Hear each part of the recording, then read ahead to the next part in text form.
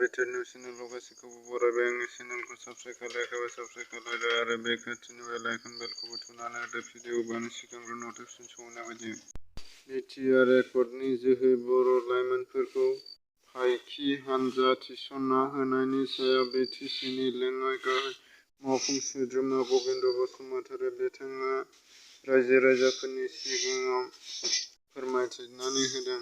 उदालगुरि जिल्लानि सिङाव थानाय गेलेमु आफादावनो गिबि खेब फुटबल जार्सि आरो नेट आरो भेरगाव समस्तिनि सिङाव थानाय फारियै खाग्राबारि, भेरगाव आरो डिमाकुसि बाथौ बियाबावनो मासि बिटिआरनि मावफुं सोद्रोमा दावबायसा बर' बिथाङा राननानै होयो।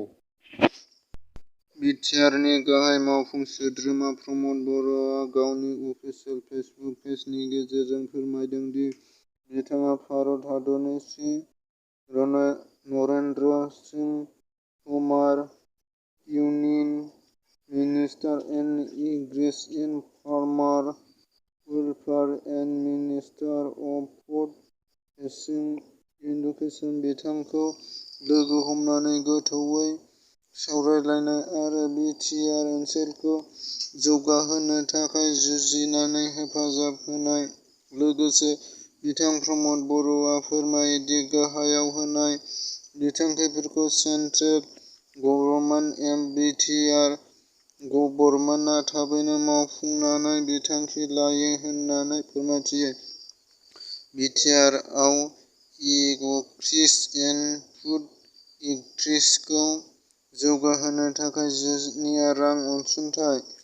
बिटिआरआव थानाय आबादारिफोरखौ हाबाफारि आरो बुहुमनाङारि फोरोंथाय आरो नायबिजिरनो लांनाय जायो। बिटिआरआव गं 100 उन्दै एबा फिसा फुडपार्क बानायनाय जायो। सानसेयावनो 1 लाख अमा बेदर दिहुननो हानायनि थांखि लानाय जागोन। फुड प्रोसेसिं इउनिट गायसननाय जागोन। आदार दोनथुमसालि मिरु गायसननाय जागोन।